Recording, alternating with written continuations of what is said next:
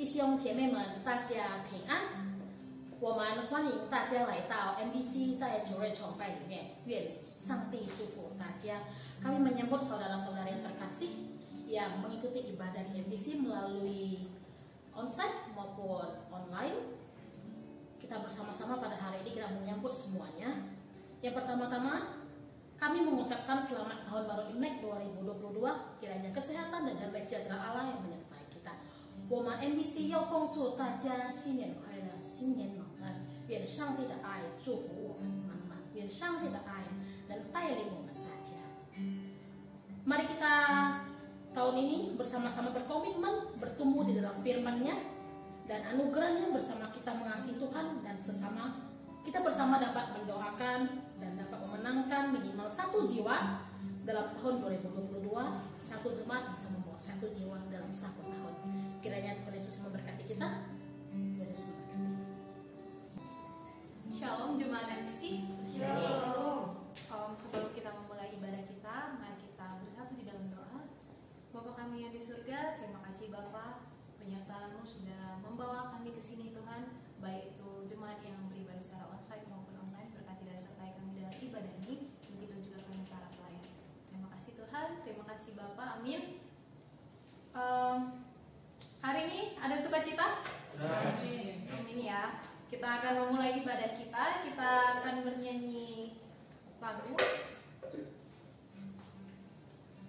Kita ingin segala pujian itu hanya untuk bagi Dia, dan biarlah segenap nafas memuliakannya.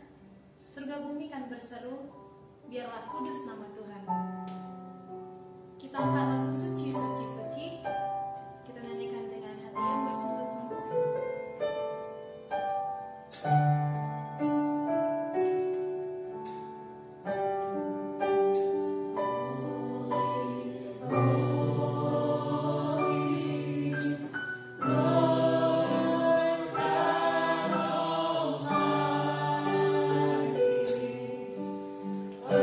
Early in the morning.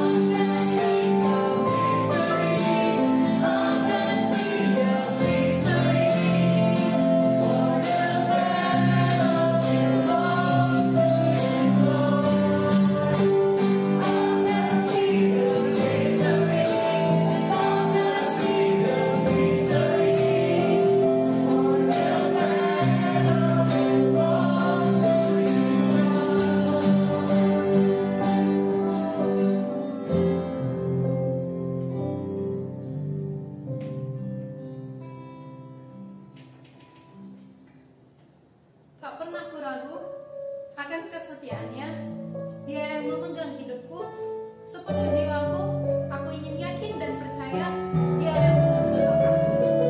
Kita nyanyikan dengan semangat dan bertepuk tangan dengan Tuhan.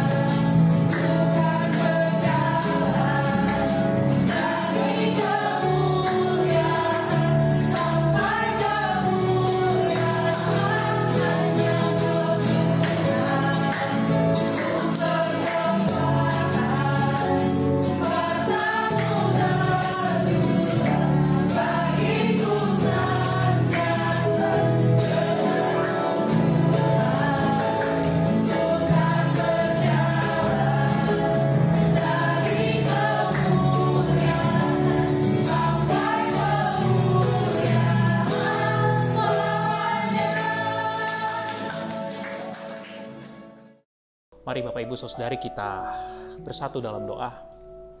Bapa, kami bersyukur di momen di mana kami bersama-sama merayakan Imlek di 2022 ini. Kami bersyukur karena kami tahu Tuhan itu selalu baik dan kebaikan Tuhan sedetik pun, sejengkal pun, semilimeter pun tidak pernah berlalu dari dalam hidup kami. Kami punya Tuhan Yesus yang dengan kasih yang kekal menerima kami. Kami tidak setia, Tuhan tetap setia. Karena Tuhan melalui Yesus Kristus kami diperdamaikan. Kami bersyukur kami punya jaminan keselamatan. Kami bersyukur kami punya jaminan hari esok. Kami bersyukur kami punya jaminan yang luar biasa di dalam Tuhan Yesus Kristus. Hari ini Bapa, kami mau dengar suara hati-Mu. Kami mau tahu lagi Tuhan bicara tentang sesuatu yang penting yang hari ini melalui hamba-Mu yang Tuhan percaya. Kami mau dengar sama-sama, kami mau bertumbuh Bapa. Kami mau bangun iman kami di bawah dasar iman yang berdasar pada firman-Mu yang hidup. Kami tidak mau Tuhan ikut dunia ini. Kami mau menyatakan identitas kami ada di dalam Kristus. Kami mau menyatakan gaya hidup kami adalah gaya hidup Kristus Yesus. Kami mau nyatakan sebagai orang-orang yang dipanggil, ditebus, orang-orang pilihan Tuhan, orang-orang kudus Tuhan. Kami yakin dan percaya akan firman-Mu itu.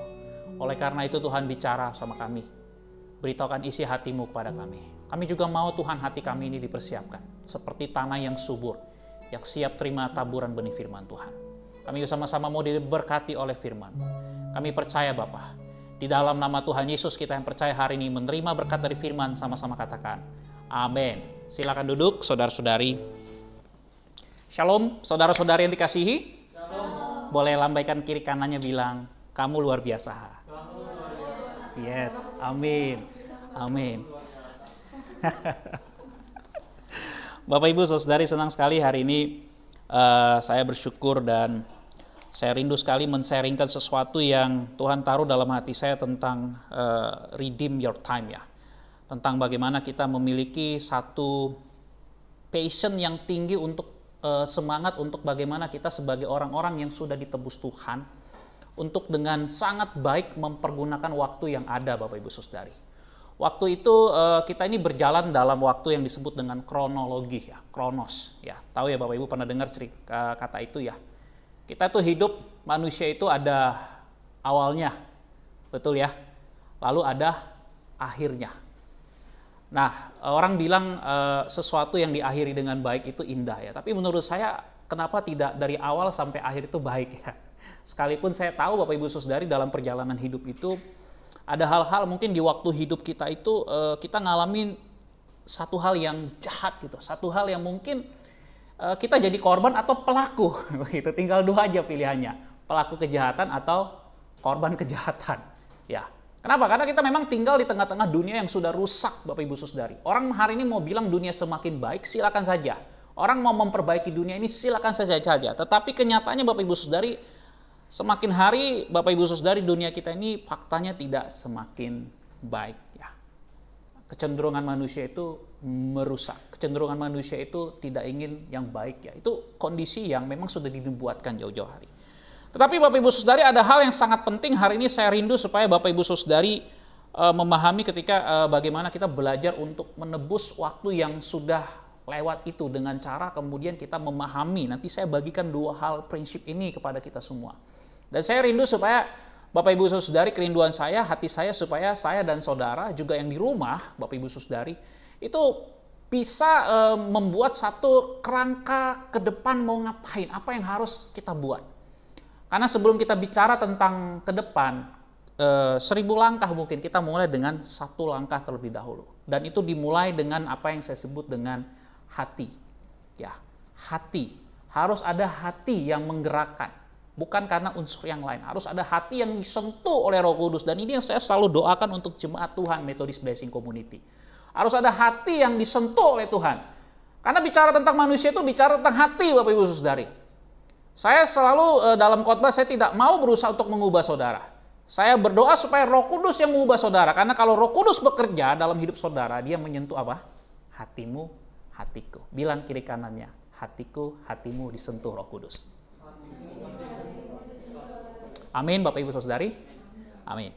Nah, hari ini saya mengajak kita membuka satu bagian. Bisa buka Alkitabnya ya, baik melalui HP ataupun Anda bawa Alkitab ya, dari Efesus pasal 5 ya. Efesus pasal 5 ayat 16. Efesus pasal 5 ayat 16. Yang sudah dapat boleh bilang hihu.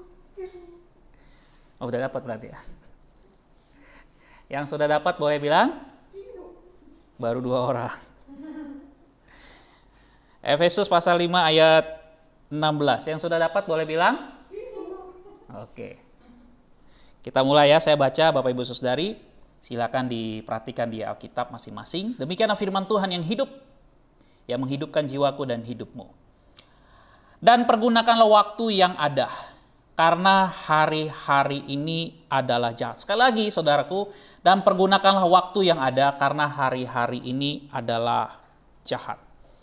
Bapak Ibu Saudari, apa yang berubah hari ini? Banyak hal. Ya. Nah Bapak Ibu Saudari, saya membaca salah satu media online ya, dari merdeka.com ya. Ternyata setelah terjadi pandemik ini yang lebih kurang hampir 3 tahun ya. Ini berarti Ini kan terus Bapak Ibu Saudari ya, ada jenis Omikron, ada lagi jenis apalah, pokoknya ya kakek buyutnya itu ya COVID lah gitu ya. Jadi dia terus berkembang ya, banyak jenis ya Bapak Ibu Saudari. Nah dunia kita ini dikondisikan berubah. Terlepas dari pro dan kontra ya berkaitan dengan New Age atau misalnya ada kekuatan-kekuatan politik. Tetapi intinya dunia kita ini sedang berubah Bapak Ibu Saudari. Ada hal yang berubah. Suka tidak suka Anda masuk ke dalam perubahan itu. Dan ada beberapa hal saya lihat Bapak Ibu Saudari yang menurut saya perlu bagikan di sini. Ada hal yang berubah yang menurut saya menjadi catatan kita.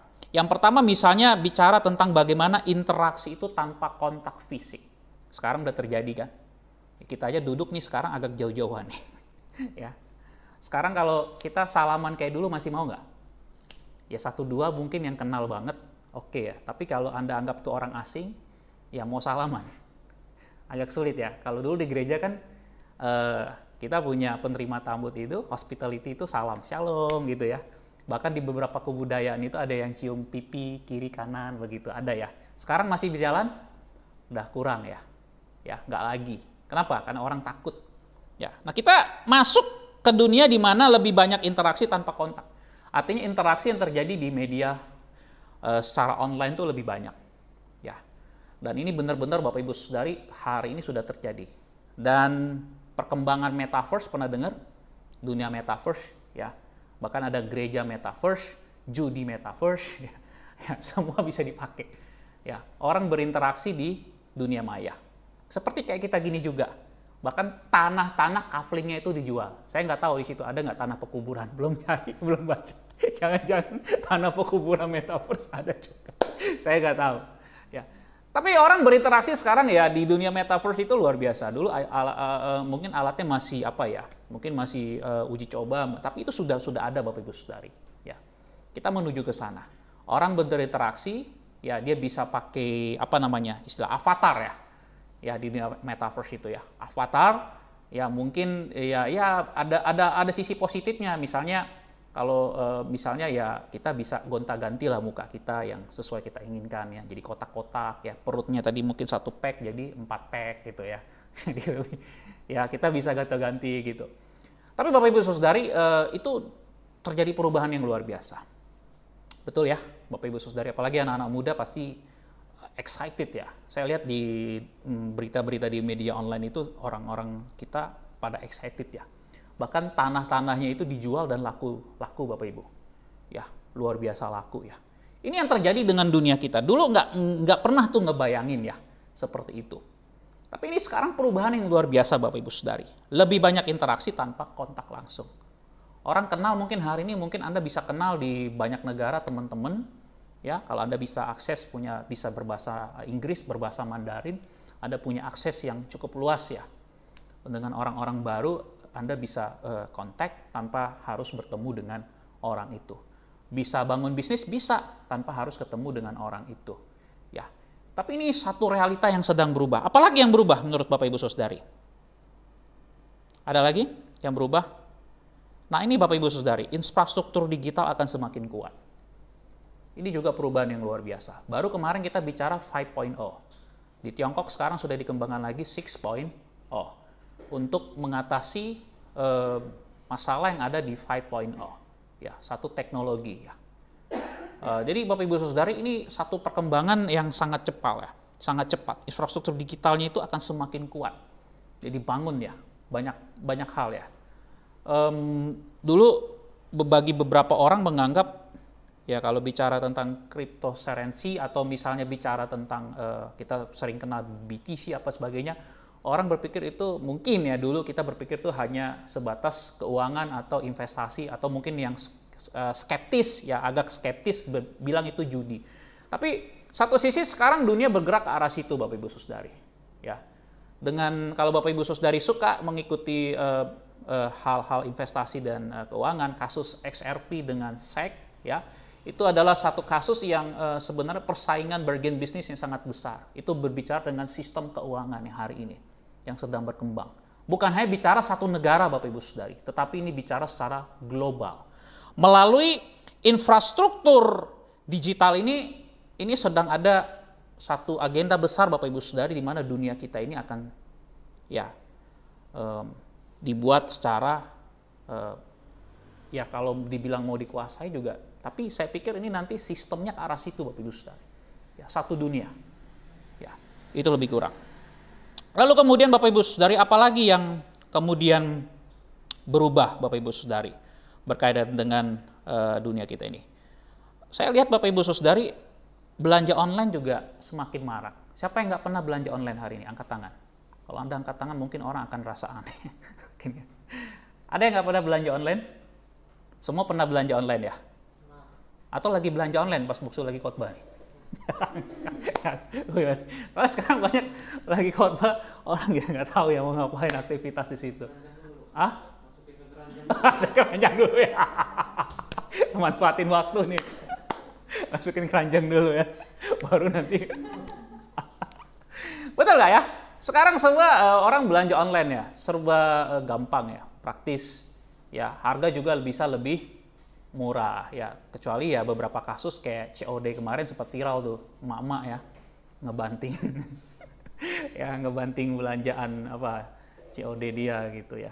Ya itu etika sebenarnya dalam belanja online. Tapi Bapak Ibu Saudari, orang sekarang jadinya nggak perlu lagi pergi ke pusat perbelanjaan. Kalau dulu kan kita hobi tuh, kalau Boksu dulu masa-masa muda tuh kalau ke mall tuh hobi jalan ya, lihat, nggak ada duit pun ya pergi jalan lihat aja gitu kan. Dulu masa waktu Jakarta Selatan pergi ke Pondok Indah Mall gitu, jalan-jalan lihat ya, main ski, atau misalnya pergi ke Blok M Plaza, main, dulu ada permainan. Tapi intinya orang mau belanja seneng gitu. Tapi sekarang kayaknya orang udah lebih prefer karena juga COVID ya tentu ya. Dan beberapa bulan yang lalu sempat mall itu ada pembatasan ya, dan juga sempat ditutup. Ya mau nggak mau sekarang orang dan ke depan saya rasa juga pola kehidupan belanja online ini semakin marak. Ya. Jadi ini satu perubahan yang luar biasa. Dan ada satu lagi menurut Boksu yang jadi satu catatan saudara-saudari ya. Mulainya masuk kita ke teknologi penggunaan sistem robot. Ya, sistem robotik. Ya, ini luar biasa sekali Bapak Ibu Saudari. Salah satu yang Boksu lihat ya, penggunaan teknologi ini yang berhubungan dengan kecerdasan buatan ini ya. Itu salah satunya ini produk Tesla ya, dengan mobil autopilotnya ya. Jadi ini perubahan yang saudara-saudari siap mau tidak mau kita berubah. Nah, bagaimana dengan sikap gereja? Maka gereja juga harus berubah melihat perkembangan seperti ini Bapak Ibu Saudari. Gereja harus mengadopsi tentu kemudian dengan saring filter Alkitab. Tetapi Bapak Ibu Saudari, apapun perubahan yang terjadi, saya mau katakan pada hari ini Bapak Ibu Saudari, waktu itu terus berjalan. Ya. Anda dan saya tidak melakukan apapun, waktu tidak pernah menunggu saudara. Betul? Amin? Ya. Saudara tidak buat keputusan apapun, keputusan saudara adalah tidak membuat keputusan apapun. Waktu terus berjalan. Waktu tidak pernah menunggu saudara dan saya.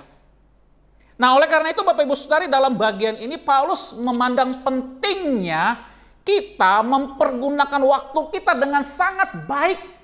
Karena dalam bagian ini Paulus bicara tentang hidup sebagai anak-anak terang Bapak Ibu Saudari. Dia bicara tentang orang-orang pilihan Tuhan, panggilan Tuhan, orang-orang yang dikuduskan, orang-orang yang dibenarkan. Siapa mereka? Saya dan saudara. Oleh karena itu kita sebagai orang-orang yang dipanggil oleh Tuhan, yang menerima kuasa daripada darah Kristus Yesus, kita harus menunjukkan kepada dunia ini bahwasanya bagaimana cara orang-orang percaya mempergunakan waktu yang ada. Ini sangat penting Bapak Ibu Saudari. Bagaimana kita menebus waktu kita? Maka kita perlu melakukan dua hal ini Bapak Ibu Saudari di dalam kita menebus waktu kita. Yang pertama Bapak Ibu Saudari, ketika bicara tentang menebus waktu kita, maka kita perlu belajar untuk semakin mengenal Yesus Kristus. Kalau bicara tentang mengenal, saya selalu bicara tentang satu hubungan yang dalam. Satu hubungan yang begitu didasarkan pada kasih kepada Kristus. Saya harusnya, waktu teknologi boleh berubah, HP boleh ganti. Ya, ada baru mau rencana nih gonta-ganti HP ini tahun baru. Ya, pacar boleh berubah. Ya, masih pacar nggak apa-apa, asal jangan suami atau istri ya. Tapi jangan amin lah, baik. Tapi Bapak Ibu Saudari, pengenalan akan Kristus tidak boleh berubah. Itu komitmen saya. Artinya saya dan saudara harus makin mengenal Tuhan di dalam menebus waktu ini. Bapak Ibu Saudari, kita belajar untuk memakai setiap perubahan ini untuk mengenal Tuhan. Dan itu sangat dimungkinkan. Kita pakai teknologi perubahan yang ada ini, kita serap untuk bagaimana kita membawa kita semakin mengenal Tuhan. Anda dan saya sekarang, Bapak Ibu Saudari, waktu kita bicara tentang mengenal Tuhan, di dalam kita menebus waktu kita, maka hari ini kita disediakan satu teknologi yang luar biasa. Di dalam penggalian Alkitab, di dalam penggunaan tafsiran, di dalam cerita-cerita inspiratif yang menceritakan tentang kuasa Yesus, di dalam bersaksi, kita bisa pakai media ini untuk kemudian memperkenalkan siapa Yesus. Saya senang hari ini anak-anak muda sudah mulai belajar mempergunakan TikTok ya dengan sangat baik. Ya, Reels juga di Instagram juga sudah digunakan dengan baik. Ya, kita juga MBC gunakan itu untuk buat konten-konten yang ngebangun orang lain. Kelihatannya lucu-lucuan, ketawa-ketawa. Mungkin cuma 1 menit aja. Paling lama berapa menit? 2 menit ya. Bapak Ibu Saudari, tapi itu semua bisa kita pakai untuk membawa orang semakin mengenal Yesus. Kita pun juga bisa semakin mengenal Yesus. Nah, ini adalah satu garis yang Paulus mau supaya kita mempergunakan waktu ini untuk semakin mengenal Yesus. Semakin mengenal Yesus, bertumbuh di dalam pengenalan tentang Yesus. Ini penting sekali. Sayang sekali Bapak Ibu Saudari kalau kita nggak pakai perubahan yang ada itu untuk membawa diri kita dan orang lain semakin mengenal Yesus. Sekarang Bapak Ibu Saudari, Anda hari ini saya tidak, masih ada puji Tuhan ya, bawa Alkitab ya, luar biasa nih 2 orang.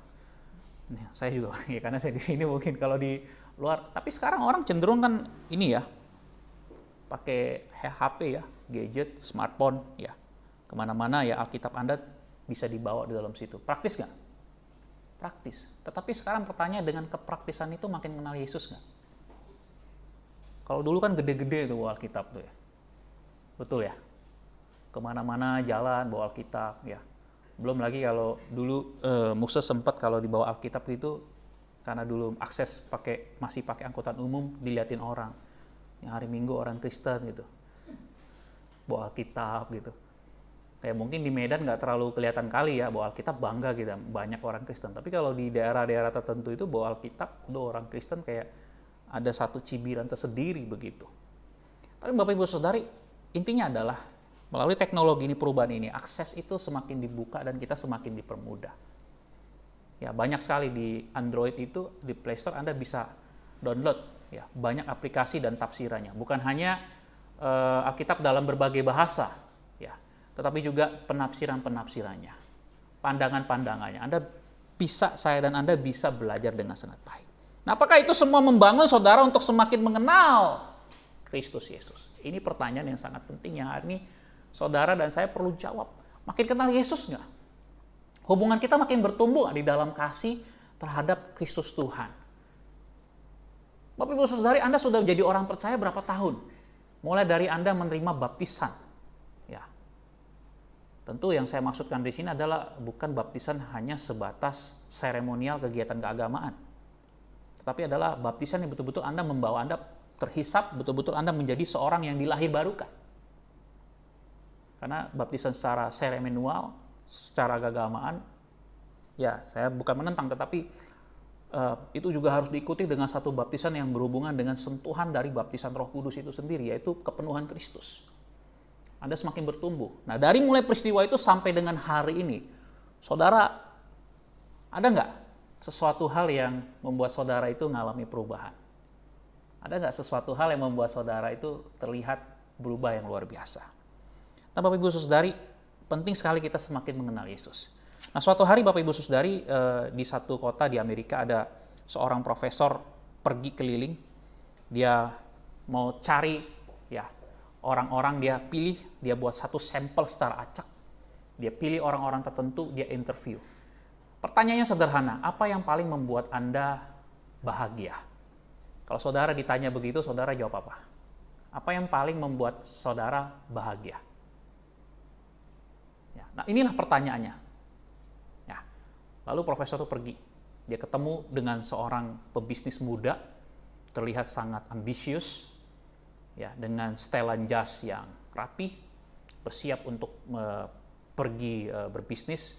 Lalu dia minta, boleh saya minta waktu Anda 1-2 menit saja? Oh boleh. Saya mau tanya, simple dia bilang, apa yang paling membuat saudara bahagia? Lalu pebisnis muda ini katakan, saya paling bahagia kalau saya bisa menjadi seperti Warren Buffett. Tahu ya Warren Buffett ya? Kenal Bapak Ibu ya? Seorang pialang tokoh pernah masuk nomor 1 ya, orang terkaya ya di dunia. Ya, saham Coca-Cola-nya sekarang bernilai luar biasa ya. Ya, setelah dia berinvestasi selebih kurang 50 tahun. Ya. Jadi ini kerinduannya. Itu yang membuat saya paling bahagia katanya. Kalau saya bisa menjadi seorang pebisnis yang besar, kaya raya dan sebagainya. Salah? Nggak salah. Ya, itu tujuan hidup dia. Oke, thank you, terima kasih. Ya, dia mulai catat. Kemudian pergi lagi lah profesor ini, dia cari lagi sampel yang lain. Ya. Kemudian dia ketemu ya di jalan besar itu, ya ada seorang ibu yang agak lusuh, lalu kemudian dia berjalan dengan tergesa-gesa, lalu profesor dari belakang dia lari mendekati ibu itu, ibu, permisi minta waktunya sebentar, 1-2 menit saya mau bicara. Oke, ada apa? Jangan lama-lama, saya sibuk. Ibu, apa yang paling membuat ibu berbahagia, paling membuat ibu bahagia? Lalu ibu ini bilang gini, yang membuat saya paling bahagia hari ini adalah Pak, kalau saya bisa cerai dengan suami saya hari ini. Itu buat saya bahagia. Lalu harta Gonagini itu ya lebih banyak jatuh ke saya bagiannya. Wah, ada apa Bu? Lalu dia cerita, rupanya dia sedang ada konflik dengan suaminya. Sudah ajukan surat cerai. Lalu dia catat, ya, ini case tertentu. Lalu kemudian akhirnya ya profesor ini pergi lagi, dia cari lagi. Setelah berapa kali dia ketemu Bapak Ibu Saudari, ya dia berpikir kok semua jawabannya hampir sama ya. Kalau nggak materi, ya kebahagiaan itu diukur dari tolak kepentingan diri sendiri ya. Egocentris, ya, berpusat pada diri sendiri, keuntungan diri sendiri, pleasure diri sendiri, kesenangan diri sendiri dan lain sebagainya. Begitu juga dia tanya anak-anak juga sama. Ya, anak-anak juga selalu jawabannya dia mau itu, mau barang ya. Dia tanya itu. Tapi dia masih penasaran. Ya, ini mungkin dia profesor ini dia belum ketemu dengan orang yang tepat. Waktu dia mau pulang, sudah sore, ya setelah beberapa hari dia survei, dia tanya-tanya orang, Bapak Ibu Saudari, apa yang membuat Anda paling berbahagia? Lalu waktu dia mau masuk mobilnya, tiba-tiba dia lihat ada seorang tunawisma. Ya, seorang ibu-ibu. Dia lagi bawa seperti troli begitu, dia jalan pelan-pelan begitu ya. Dia dorong, sepertinya dia mau menuju ke satu tempat ya untuk mencari tempat malam yang dia entah kemana. Ya, kenapa dibilang tunawisma? Karena pakainya sangat lusuh, ya, penampilannya tidak meyakinkan, ya, dan ya sepertinya tidak ada pengharapan. Lalu kemudian bapak ini dia cepat-cepat turun, yang kayak gini belum saya tanya, ya. Dia penasaran. Dia cepat, lalu kemudian dia temuin ibu itu. Lalu dia, permisi ibu, minta waktunya 1-2 menit. Saya mau tanya. Ini profesor ini sudah punya prasangka dulu. Ya. Dia udah punya prasangka dulu. Ini pasti ibu ini pasti pinginnya materi lagi nih. Ya, biasa kan begitu kan? Umumnya begitu nih, pasti ingin materi lagi. Lalu dia tanya ke profesor ini tanya, Bu, apa yang paling membuat engkau bahagia? Lalu ibu itu terdiam sejenak. Dia tatap mata profesor itu, bapak profesor ini dengan tajam. Lalu ibu ini tersenyum. Lalu dia cerita bagaimana dia dulu adalah seorang, maaf ya, wanita tidak benar ya, wanita dursila. Yang kerjaannya adalah untuk makan itu dia menjajakan dirinya. Nah, dalam satu kesempatan dia bertemu dengan seorang penginjil. Ya, waktu itu di satu daerah, di daerah Brooklyn, daerah kumuh, di Amerika Serikat. Dia ketemu dengan seorang penginjil jalanan yang membagikan makanan dalam satu komunitas yang memperkenalkan dia dengan Yesus.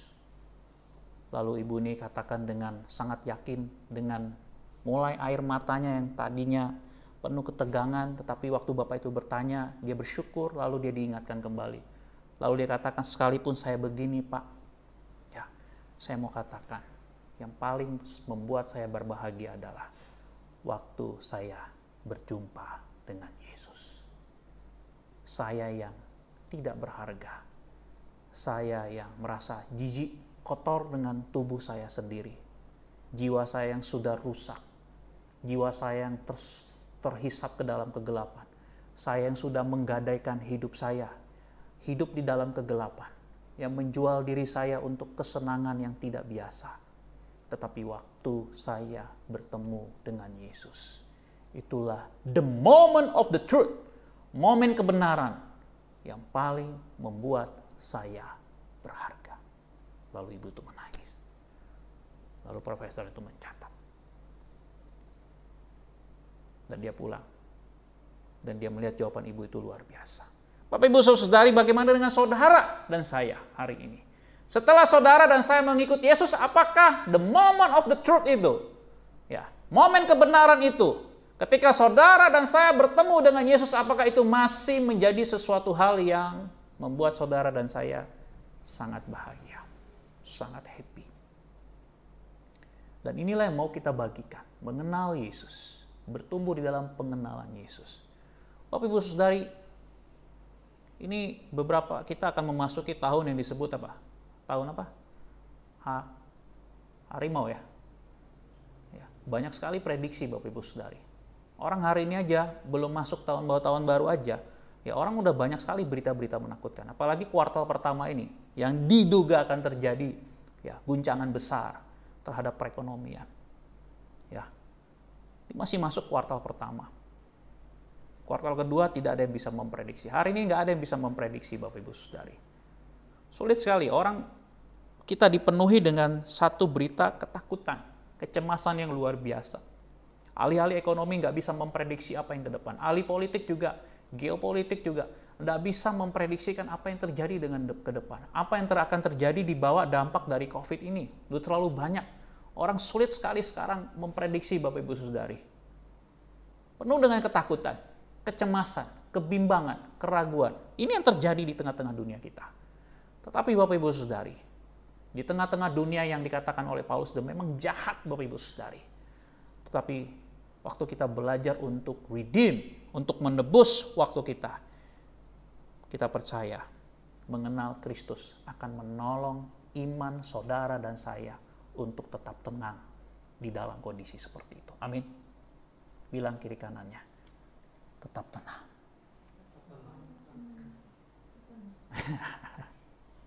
Nanti temboknya bicara kaget. Amin kata. Ya. Tetap tenang Bapak Ibu Saudari. Kenapa mengenal Yesus? Supaya saudara dan saya tetap tenang, punya iman, punya pengharapan sekalipun dunia ini hari ini dengan cepat berubah. Bapak Ibu Saudari, berita yang disampaikan oleh Paulus ini tidak pernah lekang, nggak pernah luntur.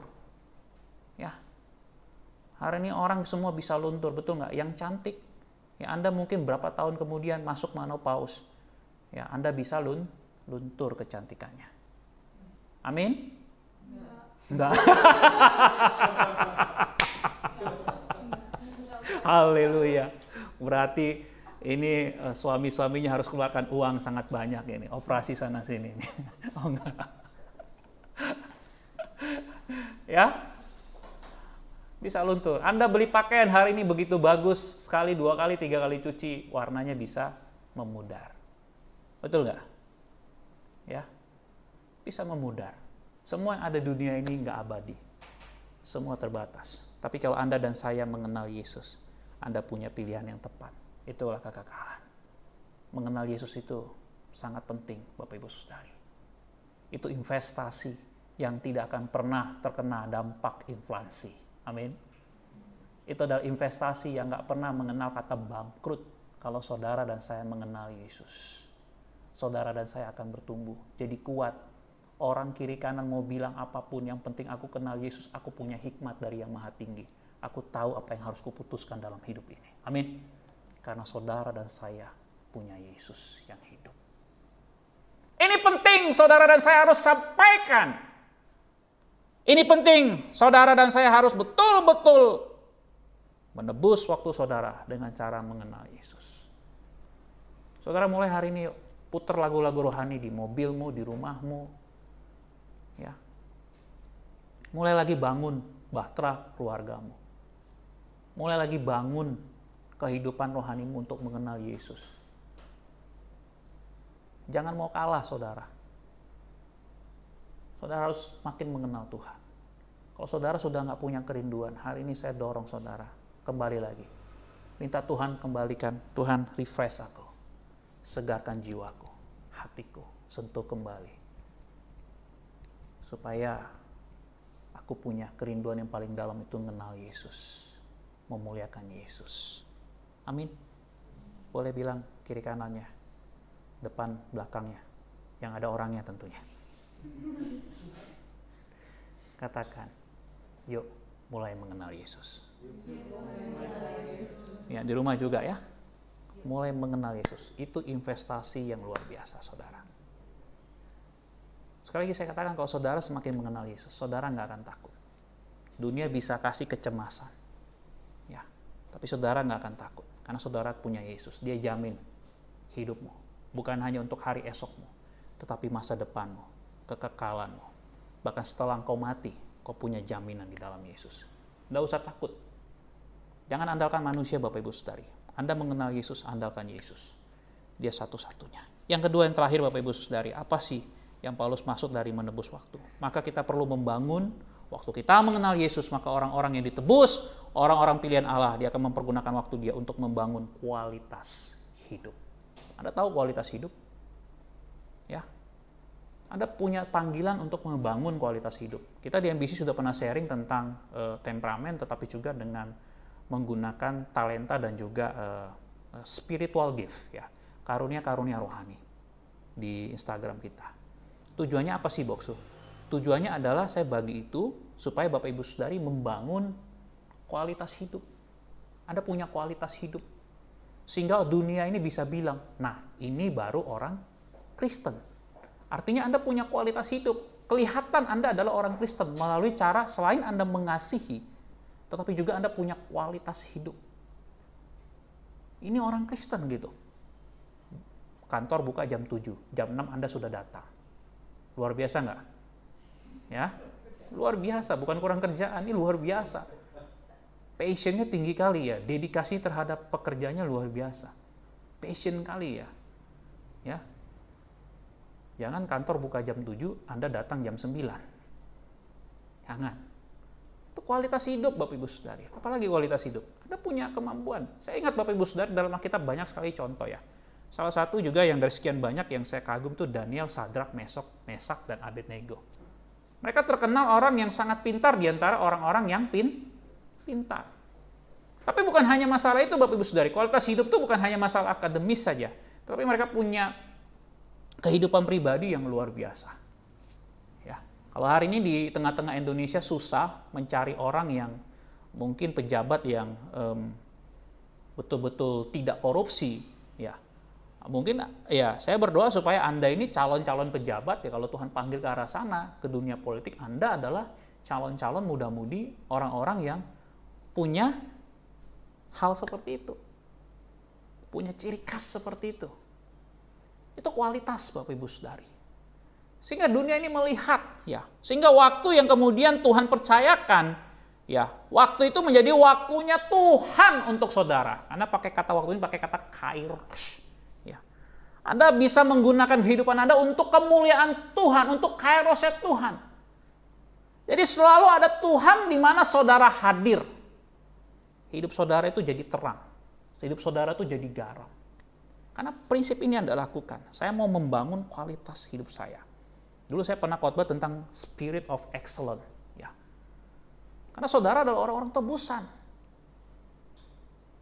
Saya bayangkan Bapak Ibu Saudari, ya dulu saya masih ingat gitu ya. Waktu pelayanan di Semarang itu lebih kurang 1 tahun, saya pelayanan ke satu penjara ngelayani orang-orang Kristen gitu. Saya terkejut ya, saya pikir penjara orang-orang Kristen ya isinya sedikit, rupanya banyak. Ya, ketemu gitu, ada ibu-ibu, saya tanya. Dia minta doain, saya tanya, saya bisik. Karena kan ya, Bu, permisi tanya, saya bilang, kenapa Mas, dia panggil. Ibu kenapa bisa masuk ke penjara? Malu aku Mas, kenapa? Rupanya kasus penggelapan perusahaan, keuangan perusahaan. Ada lagi anak muda gitu kan. Saya ngobrol, dia cerita, kenapa kamu masuk penjara? Dengan agak selengean dia ketawa, narkoba om. Namamu siapa? Timotius. Loh, kok Timotius di sini? Lagi ketemu lagi satu lagi ibu-ibu ya, masih muda begitu kan. Saya tanya, Anda kenapa ada di sini? Lalu dia bilang apa? Menganiaya suami. Suaminya dianiaya. Keren kali ya, ketawa. Menganiaya suami. Aduh, saya takut juga ini. Kelihatannya kecil badannya, kok bisa suami dianiaya? Apa lebih kecil suaminya itu? Ada lagi yang di sana saya lihat kan, agak serem gitu. Biasanya yang kalau dulu kita di sekolah kan yang agak-agak nakal itu duduk di belakang-belakang gitu. Di penjara juga gitu, yang kasus-kasus berat biasanya duduk di belakang-belakang gitu. Nggak selalu ya, nggak semua ya. Tapi umumnya begitu gitu. Ya kan?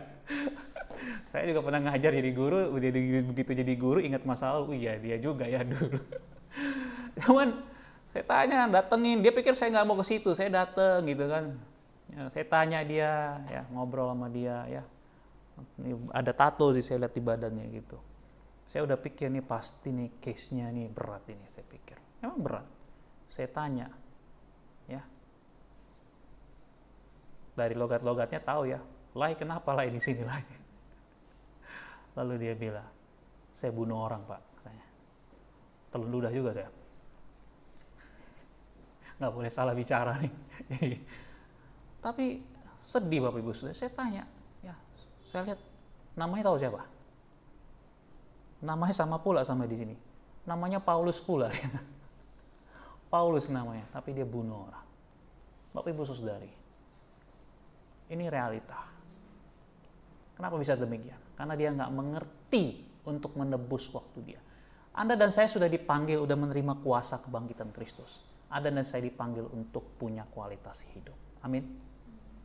Bilang kiri kanannya, yuk bangun kualitas hidup. Ini bukan hanya bicara mengenai masalah kemampuan Anda secara logika ya, mengambil keputusan, enggak. Ini bicara juga tentang bagaimana Anda punya kekudusan, mengembangkan kekudusan Tuhan dalam panggilan saudara. Anda kalau mahasiswa, permisi tanya, masih suka nyontek nggak? Ngeplek, dulu mungkin SMP, SMA nyontek, mahasiswa nyontek juga. Plagiat, hasil karya tulis, saudara, saya katakan kepada yang masih kuliah, jangan lakukan itu. Kalau Anda baru bekerja, hasil kerjaan teman saudara, jangan diplagiat. Anda harus tahu Anda punya kualitas, karena hikmat Kristus ada dalam dirimu. Amin. Berseru. Kalau saudara merasa kekurangan hikmat, kekurangan kemampuan, berseru kepada Yesus. Dia akan memberikan dengan luar biasa kemampuan itu. Saudara, saya masih ingat dulu waktu saya di bangku kuliah. Saya menangis. Kenapa?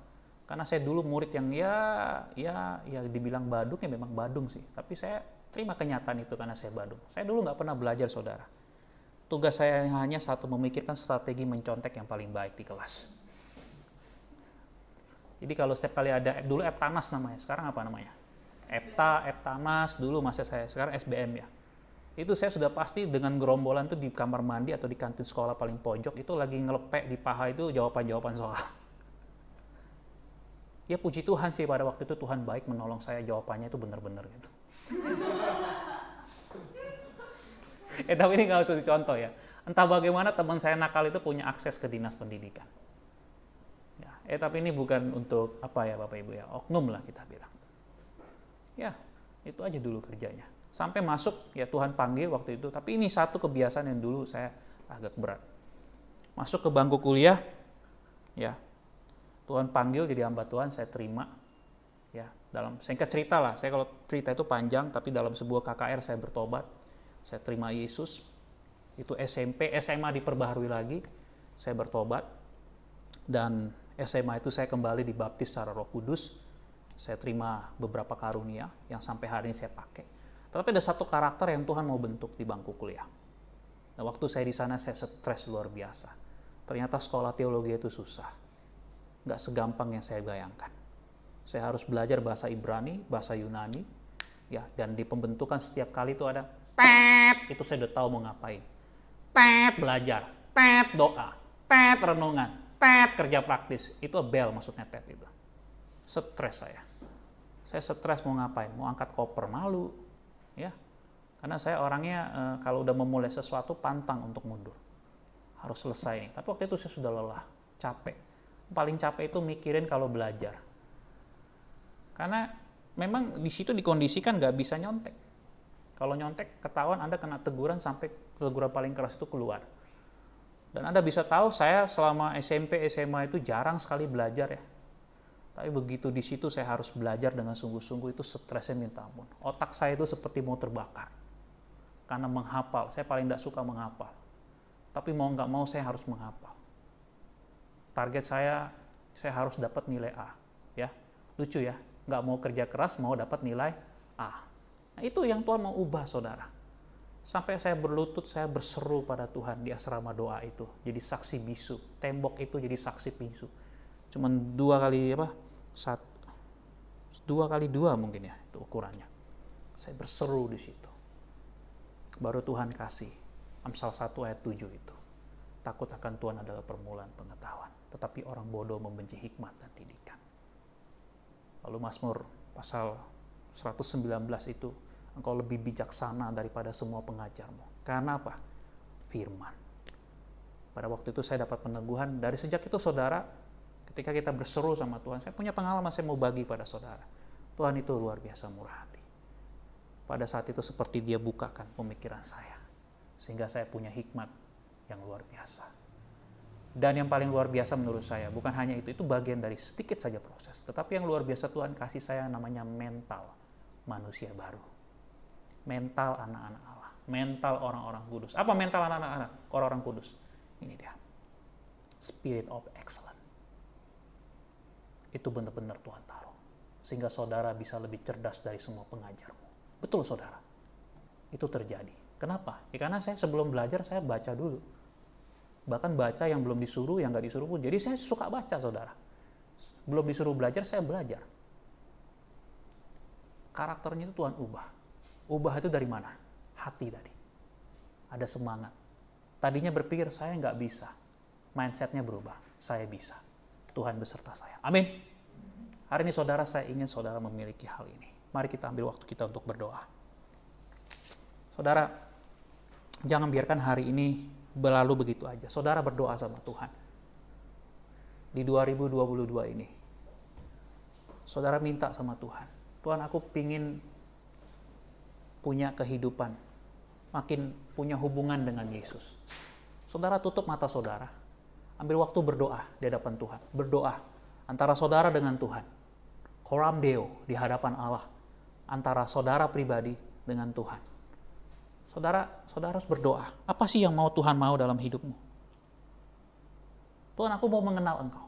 Tuhan, aku mau lebih dalam lagi dengan Engkau. Aku mau mengenal Engkau. Aku mau mengenal Engkau. Aku mau mengenal Engkau. Aku mau mengenal Engkau. Katakan, aku mau mengenal Engkau Tuhan. Yang kedua, Tuhan berikan aku spirit of excellence. Berikan aku Tuhan kualitas hidup yang luar biasa. Sehingga apapun yang terjadi dengan hidupku, sekalipun hari-hari ini ada jahat, aku tahu aku akan menang terhadap kejahatan itu. Aku akan lewati itu. Bahkan kejahatan, rancangan jahat sekalipun di dalam nama Yesus, Tuhan akan ubahkan menjadi rancangan kebaikan. Karena aku adalah orang percaya. Aku orang-orang yang sudah ditebus oleh Tuhan. Aku orang-orang yang sudah diselamatkan oleh kuasa darah-Mu. Saudara berdoa di hadapan Tuhan. Minta hikmat Tuhan. Minta penyertaan Tuhan. Sehingga saudara betul-betul punya hubungan. Betul-betul menikmati kualitas ini. Saya mau berdoa untuk setiap saudara. Dalam nama Yesus. Roh Kudus, Engkau hembuskan kepada setiap kami. Melalui firman Yesus Kristus. Supaya kami semua di tempat ini, hati kami disentuh. Kami kembali lagi mengingat hubungan kami dengan Tuhan. Itu semua menghasilkan satu kualitas hidup yang luar biasa. Sehingga itulah yang mengendalikan kami. Kami mau tolak segala bentuk prediksi jahat, rasa takut, kecemasan. Kami mau tolak semua bentuk rancangan-rancangan jahat dari si jahat yang mencoba menghancurkan generasi ini, yang mencoba membuat dunia ini menjadi kacau. Kami punya pengharapan. Kami mau menebus waktu kami. Dengan dua hal ini kami semakin mengenal Yesus, sehingga itu membangun iman kami, keyakinan kami. Dan kami mau membangun kualitas hidup kami jadi luar biasa. Sehingga orang bisa melihat, dunia bisa melihat. Sungguh kami, orang-orang percaya yang luar biasa. Dan waktu Engkau nanti datang kedua kali Bapa, Engkau menemukan kami sebagai hamba yang setia. Hamba yang mengasihi Engkau, punya hubungan dengan Engkau. Berkati kami semua jemaat-Mu. Hamba berdoa memberkati juga yang ada di rumah, yang nonton secara siaran ini juga Engkau berkati. Sehingga kami semua sama-sama bertumbuh. Terima kasih banyak Bapa. Kami berterima kasih untuk segala kebaikan dan kemuliaan-Mu. Segala pujian, hormat, dan kemuliaan bagi nama Yesus Kristus Tuhan kami. Amin. Pada saudara sebelum pulang, saya undang kita bangkit berdiri. Kita katakan, Tuhan, biarlah Engkau memberkati aku. Kiranya.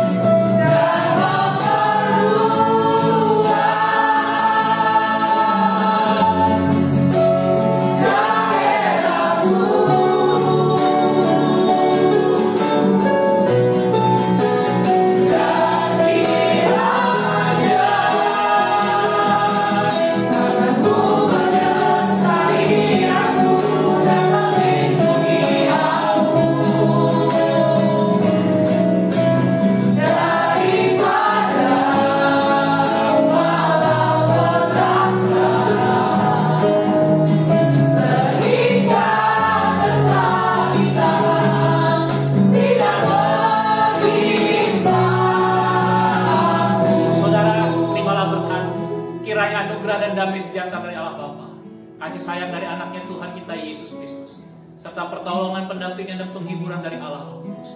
Itulah yang memberkati kita semua, mulai hari ini, besok, dan sampai selama-lamanya. Amin. Saudara silakan duduk.